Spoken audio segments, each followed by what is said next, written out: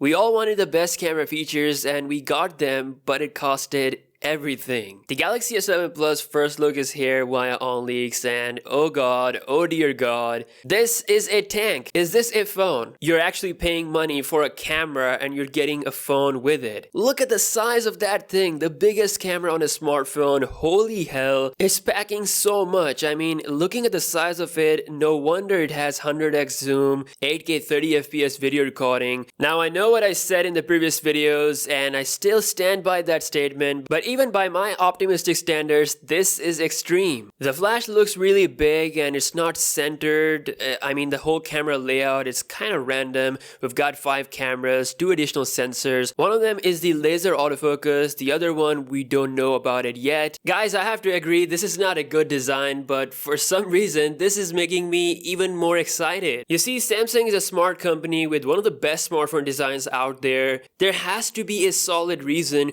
why Samsung is doing this. It's very easy to criticize right now, but we have to wait and see what this camera can do. At least it's not as bad as the bathtub notch. If I can use that phone, then I can sure as hell use this tank. Now, just like the camera, the whole device itself is massive. We have a 6.9-inch OLED hole punch display with 120Hz refresh rate. Because it's such a big device, we're gonna see 5000 mAh plus battery on this phone for sure. The rest of the design elements are same as the S11 and the S11e. We don't have any headphone jack. There's also no big speaky. We only have the volume rocker and the power button. Now this confirms that there will be a Galaxy Note 11 coming later down the year because the unification did not happen. Most likely the Note 11 will come as well in the month of August of 2020. According to the current rumors, the S11 Plus will only come in the 5G variation, meaning there will be no 4G S11 Plus model. Again, all these decisions, there is a reason for that, and I'm excited for that particular reason. But let me know your thoughts about this.